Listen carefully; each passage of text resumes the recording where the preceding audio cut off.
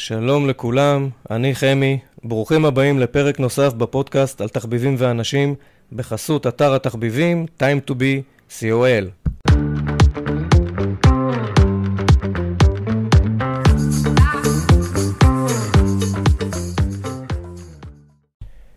שלום לכולם, בפרק היום אני שמח לארח את יעל שרוני. יעל היא רקדנית, מוזיקאית, כוריאוגרפית ויוצרת.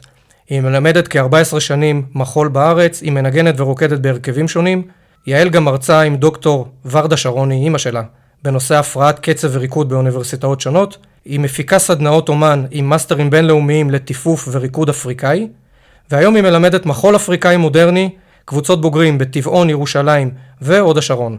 יעל גם מעבירה סדנאות בכל הארץ, היא יוצרת מוזיקה ומחול מקורי. בוקר טוב יעל, מה העניינים? בוקר טוב חמי. קודם כל, איזה כיף להיות פה, אנחנו נמצאים בסטודיו שלך כרגע בקריית טבעון, נכון. אזור מקסים. ריקוד אפריקאי, תספרי לנו קודם כל מי את, מעבר למה שקראתי ככה, הדברים היבשים. תספרי לנו קצת על עצמך. אז אני יעל, ואני רוקדת, אני מנגנת. לפני שאני מלמדת, זה באמת המזון שלי. כבר המון שנים, מגיל מאוד מאוד קטן. והתברכתי בחיים, ואני גם היום כבר 14 שנה עושה את זה כמקצוע.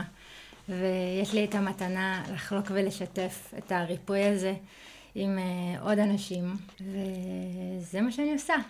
תסבירי לנו קצת על הסדנאות ריקוד אפריקאי. זאת אומרת, מה זה בעצם, כמה פעמים בשבוע, בואו נדבר רגע על הדברים הטכניים, ותכף נצלול לתוך מה זה באמת ריקוד אפריקאי, מה זה שונה מריקודים אחרים ומה המאפיינים שלו. אוקיי, אז אני מלמדת כיום, יש לי 2 קבוצות בוגרים בטבעון, שפה אני גרה, ובירושלים, ששם זה כבר 13 שנה, ויש שם ממש שבט, ופעם בחודש במקום המדהים הזה, סילו, בהוד השרון. חוץ מזה אני מעבירה סדנאות בכל הארץ. כמה אנשים בדרך כלל מגיעים לסדנה? זאת אומרת, כמה פעמים בשבוע זה? האם זה סדנה חד פעמית, רב פעמית? אז בירושלים ובטבעון זה חוג קבוע, שמתחיל מספטמבר, רץ סוף יוני, רץ כל השנה, זה ממש תהליך שנכנסים, ואנשים באים כל שבוע. בסילו, הוד השרון, יש לי שם סדנה אחת לחודש, אז אנשים יכולים לבוא כזה לחוות, לא חייבים, אין שם משהו תהליכי. וכמה אנשים בדרך כלל בסדנה, או שזה משתנה? זה משתנה, בדרך כלל זה בין 10 ל-20, לפעמים 30. אני ראיתי שבכל הסדנאות שלך יש מתופפים בלייב, אנחנו תכף גם נגיע לנושא התופים, כי אני יודע שזה משהו שהוא מאוד מושרש ומאוד מהותי בנושא של ריקוד אפריקאי, אבל ראיתי שממש יש מתופפים בלייב, והרבה פעמים את גם מביאה אומנים מחול. תספרי לנו רגע קצת על הקטע הזה של טיפוף בלייב. אז בעצם הריקוד האפריקאי והמוזיקה האפריקאית הם אחד. אי אפשר להפריד ביניהם. זאת אומרת, אין ריקוד בלי תופים. אין ריקוד בלי תופים, כן, זה בא ביחד. ובתור מורה למחול אפריקאי בתור מישהי שמלמדת תרבות שהיא לא שלי, מאוד מאוד חשוב לי לשמור על המסורת עד כמה שאפשר, וכן להביא את החיבור העוצמתי הזה של הטיפוף והריקוד ביחד כמה שאפשר בסדנאות שלי ובשיעורים שלי, ולכן אני ממש משתדלת להביא מתופפים ושאנשים יחוו את החוויה בעוצמתה ובמלואה. בשנים האחרונות גם אני מתחילה לעבוד עם מוזיקה, שגם לזה יש את הקסם של זה, במוזיקה יש... מוזיקה שלך, כיוצרת, או לא. מוזיקה אפריקאית, מוזיקה מודרנית, מוזיקה שאני ככה אוספת ועושה לי פלייליסטים, ויש לזה גם את הקסם של זה, כי אז יש מלודיות ויש הרמוניות, וזה מוציא מהגוף משהו אחר, אבל בגדול אני ממש מנסה ככה להביא כמה שיותר מתופפים איתי, זה הופך את החוויה לחוויה זה הדבר. מרגישים כאילו בהופעה. זה הדבר, זה רק ככה אפשר להיכנס לטרנס האמיתי. מה הקשר שלך לאפריקה? איך הגעת בכלל לחיבור הזה לאפריקה? אז כל החיים רקדתי. בעצם מגיל מאוד קטן רקדתי מודרני וקלאסי וג'אז ובבתי ספר למחול וככה המון סגנונות. ובתיכון גם התחלתי לתופף. אצל רוני צדיק, היה לו אז בית ספר למוזיקה דראם סנטר בכפר סבא. ואז נתקלתי בשיעור ג'מבה. ראיתי פעם ראשונה ג'מבה. ג'מבה, למי שלא מכיר, זה סוג של טוף. ג'מבה זה בעצם הטוף האפריקאי המסורתי, ממערב אפריקה. ונכנסתי לשיעור והתאהבתי. ואז צבא והכל, וזה עצר לי כזה את כל ההשראה ואת כל המומנטום. ואיך שסיימתי צבא, הייתה לי קריאה מאוד מאוד גדולה בנשמה לאפריקה. ישר סיימתי, חודש אחר כך חיפשתי בגוגל אפריקה, מסע לאפריקה, ואז מצאתי שלהקת בנגורה, שזאת להקה מפה, מישראל, של רחל בנגורה, שהיא נשואה לסבולה, שהוא אפריקאי. הם הוציאו אז בזמנו קבוצה לאפריקה, לגמביה, ללמוד טיפוף וריקוד. וזה היה בינגו. וזהו, משם זה... ונסעתי איתם, וזה היה אחד המסעות הכי מדהימים בחיי, ומאז התגלגלתי גלגול עד היום. איזה מגניב. אני לא יודע עד כמה המון אנשים באמת מכירים את הנושא של ריקוד אפריקאי, כמה אנשים באמת מתחברים לזה או נחשפים לזה. מעניין אותי לדעת מי קהל היעד בסדנאות שלך. זה בנות צעירות, זה נשים מבוגרות, זה אנשים שלא יודע, לומדים על אפריקה. מי קהל היעד אצלך בסדנאות? אז מה שמדהים בריקוד אפריקאי, בניגוד לסגנונות אחרים של עולמות המחול, כמו מודרני וקלאסי, ששם זה מאוד מוקפד על גיל וגזרה, אז בריקוד של מערב אפריקה, בעצם זה משהו תרבותי. אז הוא מיועד לכולם, לכל הכפר, נשים, ילדים, גברים.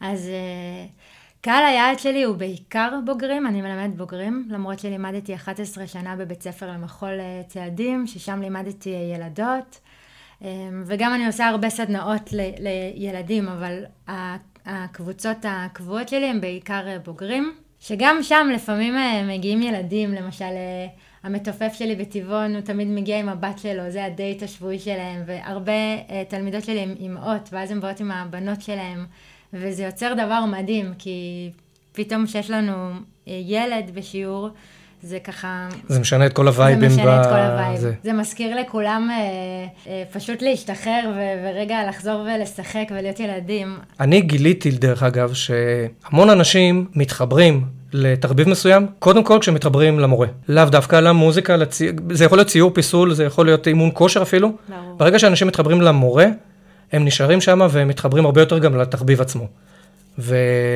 וזה כאילו, זה נורא מגניב שאנשים באים גם עם המשפחות ועושים מזה איזשהו הפנינג מחבר מאוד. זה מדהים. בורכתי בהרבה תלמידים מדהימים. כן. ממש. איזה כיף. יש לך איזושהי הפקה חדשה שאת מעלה אוטוטו.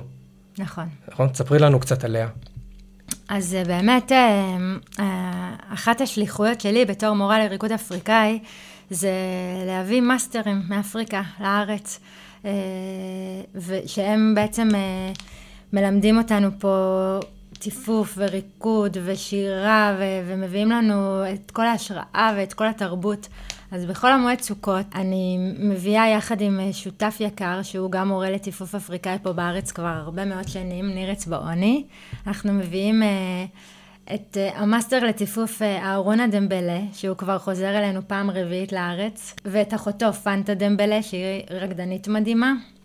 הם היום מאסטרים שהם ממש מובילים באירופה, והם הולכים להעביר פה במשך שבוע סדנאות טיפוף וריקוד ושירה בתל אביב, דימונה, בקהילת העבריים. יהיה איזה סוף שבוע מדהים, וגם את כל השבוע הזה נפתח במופע מדהים שהולך להיות במועדון האזור בתל אביב. ובאמת כל מי שעוסק בזה זה חוויה חד פעמית והשראה מאוד מאוד מאוד גדולה לבוא ורק לספוג את הווייבים של האנשים האלה וללמוד מהמקור, וזה באמת חוויה חד פעמית. זה נשמע חוויה מדהימה. אני הבנתי גם שיש קהילה מאוד גדולה, אני לא יודע מה זה גדולה, כן. אוקיי? אבל קהילה של אלפי אנשים לפחות, אולי הגזמתי? כן, אולי. לא משנה, אני מעגל כלפי מעלה. אבל עדיין, קהילה מאוד גדולה של, נקרא לזה, חובבי תרבות ומוזיקת אפריקה, גם מתופפים, גם מוזיקאים למיניהם, גם רקדנים. ספרי לנו טיפה על הקהילה הזאת. כן, אז בארץ הקהילה יחסית לעולם היא עדיין קטנה. בסדר, אנחנו מדינה קטנה, אז בדיוק. פרופורציה. זה עדיין מאוד נישתי, וזה עדיין קהילה יחסית קטנה, אבל מדהים, אני כבר 14 שנה מלמדת, וזה מדהים אותי לראות איך לאורך השנים היא פשוט הולכת וגדלה וגדלה, ועוד מורים מלמדים, ואיך זה הולך ומתפשט. יש לנו פה קהילה מאוד מיוחדת, קטנה, אבל מאוד מיוחדת. אנחנו ממש כמו משפחה. אני ממש קוראת לזה, יש לי את המשפחה שלי ויש את המשפחה האפריקאית. וזה באמת, כמו שאמרת, זה אנשים שמאוד מחוברים, אם זה למוזיקה האפריקאית, אם זה למחול האפריקאי, לטיפוף, ויש פה אנשים שמדי שנה נוסעים למערב אפריקה, ללמוד ולהעמיק, לקבל הכשרות, לכל מיני סדנאות בעולם. חלקם...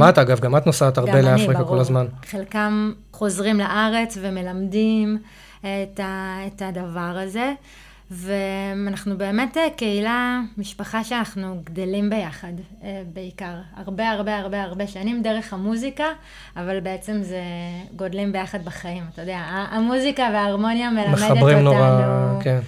מה זה להיות בהרמוניה אנושית. איזה כיף. דיברנו על הנושא של טופים, שאין ריקוד אפריקאי בלי טופים. תני לנו ככה בריף קצר על, אני לא יודע, איזה סוגי טופים, יש לנו את הג'מבה, שאמרנו שזה הטוף המסורתי, אבל אני יודע שיש המון.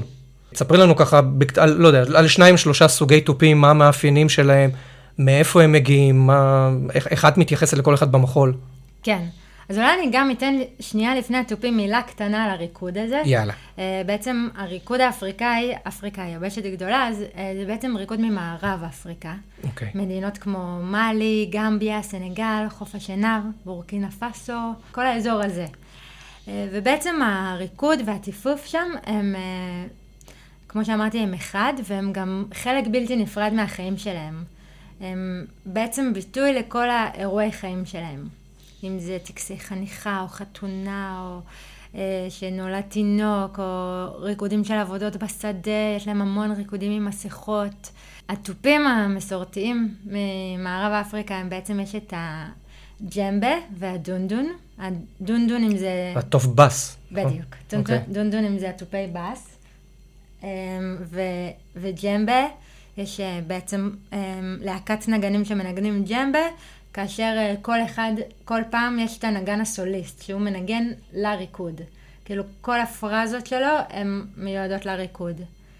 בסנגל, הטופים הם קצת אחרים, יש מה שנקרא טופי סבר, שזה טופים אחרים שבכלל מנגנים עם מקלות. זה כמו מתחלק, יש את הג'מבה ויש את הסבר, מבחינת שזה, ההבדל העיקרי זה טיפוף בידיים או טיפוף עם מקלות? לא, יש שם ממש הבדל תרבותי, גם בריקוד וגם בטיפוף. אוקיי. אבל הג'מבה והדונדונים זה ככה הטופים שאני עובדת איתם, שמגיעים ממערב אפריקה.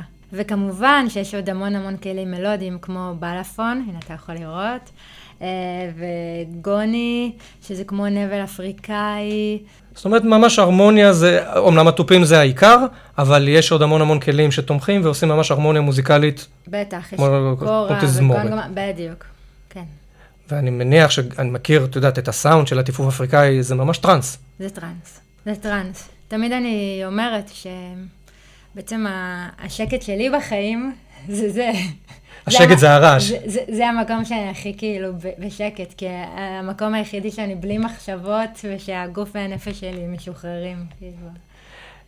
אני אחבר את זה דרך אגב גם אני יודע שאת עושה גם מוזיקה. נכון. תספרי לנו רגע טיפה גם על המוזיקה שאת עושה באופן אישי. אז זה דווקא צד אחר שלי. זה לא יהיה שמלמד ריקוד וטיפוף אפריקאי. בעצם לפני כמה שנים קניתי לי ליום-הולדת פסנתר. אין כמו לקנות מתנות לעצמך, נכון? הכי כיף. אין, אהבה עצמית. וזה ממש שינה לי את החיים, כי פסנתר הוא גם כלי הקשה, אבל פתאום פגשתי את המלודיות ואת ההרמוניות, וזה לחץ לי, פגש אותי בנקודות אחרות בגוף שלי, ומהרגע שפשוט התחלתי לנגוע בפסנתר, יצאו לי המון מילים והמון מנגינות, והתחלתי לכתוב מוזיקה. אז... אגב, שונה לגמרי ממוזיקה אפריקאית. שונה לגמרי. הרבה יותר שקט, הרבה יותר מלודי, הרבה יותר רך. כן, מוזיקה שהיא בעצם ראי לנפש שלי ולכל המסעות בחיים שלי. אז המוזיקה שלי משתקפת ככה אני עושה המון שיתופי פעולה במוזיקה שלי. למשל, יש לי שיר עם המון נשים, זמורות, מוזיקאיות, יוצרות, כמו מעיין ליניק, דינדין אביב, שירי גורפינקל, שירי שחר, כל מיני מוזיקאיות מדהימות, תמי בן אדר, בת חן, נשים שאני עובדת איתם ומשתפת איתן פעולה. כן, כל שיר הוא ממש עולם אחר, ואפשר להקשיב בספוטיפיי. מעולה. אז קודם כל, קישור באמת יהיה גם בפודקאסט, בתיאור של הפודקאסט, אנחנו נשים שם באמת שאנשים יראו ויקשיבו. מאיפה בעצם לוקחים רעיונות ונשארים יצירתיים במחול אפריקאי? אוקיי, שאלה טובה. אז קודם כל, בשביל ללמד, או בכלל לרקוד, חייבים ללמוד ולקבל השראה. ובשביל זה באמת אני נוסעת כל הזמן לאירופה, לארצות הברית, למקומות בעולם ללמוד עוד ריקודים, ללמוד עוד מקצבים, להעמיק בתוך הדבר הזה. כמו כל דבר, זה אין סופי.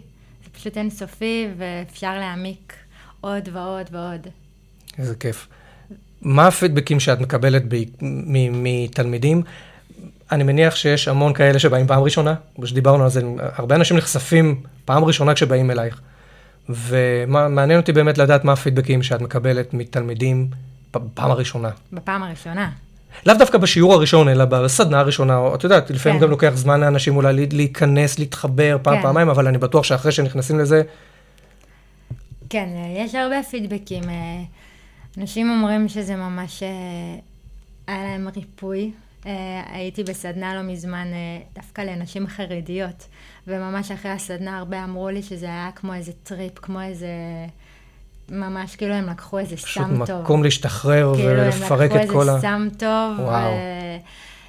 כמובן שיש כאלה בפעם הראשונה שדווקא מוצאים איזה קושי. אתה יודע, זה לפגוש את עצמך, זה לפגוש את הגוף שלך.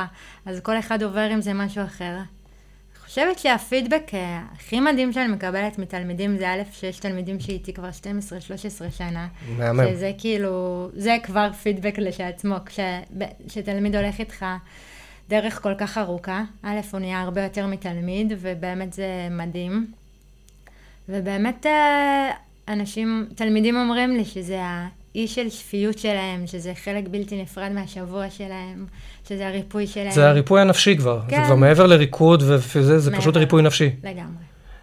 וזה חיבור אישי דרך אגב, זה מה שהתחלתי להגיד לך גם בהתחלה, האנשים מתחברים למורה, אף אחד לא היה נשאר איתך כמה שאת מקסימה ומדהימה, אני לא מדבר על יעל, על כל מורה, אף אחד לא היה נשאר עם מורה 12 שנה, אם הוא לא מתחבר לבן אדם עצמו. זה אני מסכים איתך לחלוטין. בגלל זה גם הפודקאסט הזה נקרא על תחביבים ואנשים. זאת אומרת, התחביב עצמו הוא מגניב, אבל החיבור לאנשים והסיפורים שיש מאחורי זה הם לא פחות מעניינים ומרגשים. הפודקאסט עצמו גם פונה לא רק לתלמידים, הוא גם פונה למורים. מאוד מאוד מעניין אותי לשמוע את הנקודת מבט שלך כעצמאית בתחום התחביבים. בתחום הריקוד כבר הרבה שנים, יתרונות, חסרונות, קשיים, אתגרים. יודעת, נקודת מבט שלך, איך את מסתכלת על הדברים? כן. אז לי באופן אישי אני באמת חושבת שלא הייתה ברירה, כאילו, אם להיות עצמאית או לא, כאילו, אני חושבת זה הדבר שהנשמה שלי בחרה לעשות, ואת זה אני עושה. כאילו, לא הייתה שם שאלה. כאילו, מגיל מאוד קטן, אני זוכרת, הייתי מדביקה ככה את כל החלומות שלי על מסגרת של תמונה, ופשוט במשך החיים שלי לאט לאט הגשמתי את הדבר הזה. עכשיו, אני פשוט מרגישה שזה כמו כל דבר, כאילו, אני פשוט זרעתי זרעים, התחלתי לפני 14 שנה, זרעתי זרעים. והתחלתי לעשות את זה, ובשלוש, 4 שנים הראשונות, זה עוד לא הרווחתי, כלומר, הרווחתי נשמתית, אבל עוד לא הרווחתי כלכלית. אגב, נזכיר גם שלפני 14 שנים, לא היה פייסבוק, אינסטגרם וכל ה... נכון. בטח לא באינטנסיביות היום. כן, וגם שלעסק לוקח זמן. ובאמת, אחרי כבר בשנה החמישית, כבר התחלתי קצת יותר להרוויח, פשוט לאט לאט העץ גדל, השורשים, והיום אני מרגישה שאני באמת אוכלת פירות, והם טעימים. וזה כמו כל דבר כזה, אני פשוט מאמינה שברגע שאתה רוצה לעשות משהו, א', אני חושבת עצמאי, לא עצמאי, אם הנשמה שלך אומרת לך לעשות משהו, תלך בעקבות זה, ושם יגדלו לך, ושם הכל ייפתח. כאילו, אני מאוד מאמינה בזה, וזה פשוט לוקח זמן. פרספקטיבה לאחור, מה היית עושה שונה מבחינת שיווק, מבחינת, אני לא יודע, פעילויות? אני לא חושבת שהייתי עושה משהו אחר שונה. אני חושבת שאתה גודל, גם בתור עסק. למשל, רק היום, אחרי כבר 14 שנה, עובדת איתי בחורה נפלאה בשם תמר, ושהיא באמת ככה עוזר לי לגדול בתור עסק, שיש לי כבר מישהי שקצת... כלומר, לוקח זמן אבל לגדול לשם, כאילו, זה לא אינסטנט, זה נכון. אני מאוד מאמינה בלאט ובטוח, אתה בונה משהו. נכון. וזה לא ככה מהיר, כאילו, למרות שהעולם שלנו מאוד מהיר, אבל לוקח זמן לבנות. זה תהליך. זה תהליך. איך את באמת חושפת אנשים היום, אנחנו מדברים ממשיכים את הקו של שיווק, אוקיי? איך את חושפת אנשים לדבר המקסים הזה שנקרא ריקוד אפריקאי? כן. או בעיקר לסדנאות שלך, כמובן. אז כמובן, כל הצד הטכנולוגי של פייסבוק ואינסטגרם, טיק טוק עוד לא נכנסתי, שעם זה יש לי קצת אתגרים, אני חייבת להודות, כי זה באמת שואב אבק תודעתי. נכון. וזה שאני צריכה להיות שם, זה מכריח אותי להיות שם, אבל זה לא עושה לי טוב ברמה, אני ממש מעדיפה לנגן ולרקוד בזמן הזה, אז... והיום עיקר העבודה שלי זה באמת פה לאוזן, אנשים שמביאים חברים וכזה. וכן, וגם כדי למשוך אנשים, אתה צריך להיות כוח משיכה. מה זה אומר? אתה מכיר את זה שלמשל, ימים שאתה עצוב נגיד, ואף אחד לא מתקשר אליך? אוקיי. או כאילו כמו... אני צריכה שתמיד תהיה בי ההשראה, שתמיד יהיה בי הניצוץ הזה של הריקוד והמוזיקה בעצמי, קודם כל, כדי למשוך אליי אנשים. מגניב. הבנתי לגמרי. יעל, בכל פרק אני מבקש מכל מורה שייתן לנו לסיום ככה 3 טיפים על התחביב שהוא עושה, אז אני אשמח באמת לשמוע ממך ככה 3 טיפים על מחול וריקוד אפריקאי.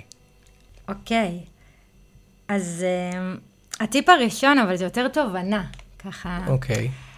אני חושבת שמה שמדהים במוזיקה ומחול אפריקאי, זה בעצם הביחד של זה. כלומר, הדונדונים שמחזיקים את כל הדבר, והג'מבים שהם על הדבר הזה, ועל כל הדבר הזה הריקוד, וכל פעם שהדבר הזה קורה, זה נס מבחינתי, שנוצרת הרמוניה. וזה בעצם גם מלמד אותי הרבה על החיים, ועל אנשים, ואיך שכולנו בעצם מחזיקים אחד את השני. ואיך שאנחנו כולנו צריכים אחד את השני, ועל זה שלפעמים גם יש הרמוניה נוצרת ולפעמים גם לא. אז זה כזה משהו שהוא כזה יותר ככה תובנה. אני חייב רגע להוסיף משפט אחד ברמה האישית. כן. אין דבר בעיניי שיותר מחבר אנשים בעולם, בכל מקום, בכל מדינה, בכל זה, יותר ממוזיקה. ומחול. בעיניי יותר וריקוד. ריקוד הרבה פעמים הוא יותר אינדיבידואלי. זאת אומרת, קחי בחשבון נגיד שאת עכשיו הולכת להופעה, אוקיי? יכולים להיות 80,000 איש באצטדיון, ואת מרגישה את ההתרגשות, ואת מרגישה את הווייב, ואת מרגישה את האנרגיה, אוקיי? לזה אני מתכוון. כן. יותר מספורט בעיניי, יותר מהמון דברים, מוזיקה בעיניי, זה הדבר שהכי מחבר אנשים, לא משנה הסגנון, לא משנה איפה. נכון. זה... נכון. תובנה שלי. לחלוטין. אוקיי, טיפ שני. הטיפ השני זה, הרבה פעמים אני מרגישה שאנשים שבאים אליי לשיעורים יכולים להיבהל מעומס הדברים. כלומר, זה גם שפה תנועתית חדשה, וגם שפה מוזיקלית חדשה, והרבה קודים מוזיקליים, והרבה ברקים, וסיבולת לבריאה, ומה קורה פה, כאילו. אז הטיפ השני זה לתת צ'אנס שני. כי כמו בכל דבר ובכל עולם, לוקח זמן. הרבה פעמים אנשים באים על השיעור הראשון וכבר רוצים, אבל זה לא עובד ככה. לוקח זמן להפנים את השפה התנועתית, להבין את המוזיקה, ובאמת, מי שבא אליי לשיעורים באופן קבוע, רואה שכל שיעור עוד אסימון נופל ועוד אסימון נופל, ולאט לאט לומדים להפנים את השפה הזאת ואת המוזיקה. אז זה לתת צ'אנס שני. טיפ מעולה. והטיפ השלישי, והוא ממש לכולם, הוא לנוע, להניע, מהמילה גם מנוע. אוקיי. בעצם כשבן אדם זז ונע, לא משנה מה זה. לא משנה אם עכשיו הוא רוקד במטבח, לא משנה אם הוא הולך לעשות יוגה, לא משנה אם הוא הולך לשחות, לא משנה איזה סוג של תנועה, או אם הוא רוקד ריקוד אפריקאי, לא משנה. התנועה הזאת מזיזה גם את הנפש. היא משמחת את הנפש. כשאתה נע, התנועה מניעה עוד דברים אחרים בחיים. כלומר, גם שאנשים אפילו מצבי דיכאון או מצבים לא טובים, לנוע זה ממש ריפוי. כאילו, אני יכולה להגיד את זה גם לעצמי, שזה השיעורים האלה בשבילי, הם הריפוי והם האיש של שפיות בשבילי, ובאמת זה טיפ לכולם, לנצל את הפוטנציאל המדהים הזה של גוף האדם ולהניע אותו. אחלה טיפ. ממש אחלה טיפ. יעל, היה לי ממש תענוג. ממש, למדתי המון, ואני בטוח שגם כל מי שיקשיב לפרק הזה גם כן ילמד המון. ולכל מי שמאזין, תנו, תזוזו, וריקוד אפריקאי, דבר מדהים. יאללה, בואו תכירו עולם מדהים. וחיידק מאוד מדבק. חיידק מדבק לגמרי. יעל, המון תודה. תודה רבה, חמי, תודה. תודה לכל מי שהקשיב לפרק, מקווה שנהנתם ולמדתם משהו מהפרק, והכי חשוב, לא לשכוח, אף פעם לא מאוחר להתחיל לעסוק בתחביב לנשמה. אני חמי, נתראה בפרק הבא בפודקאסט על תחביבים ואנשים.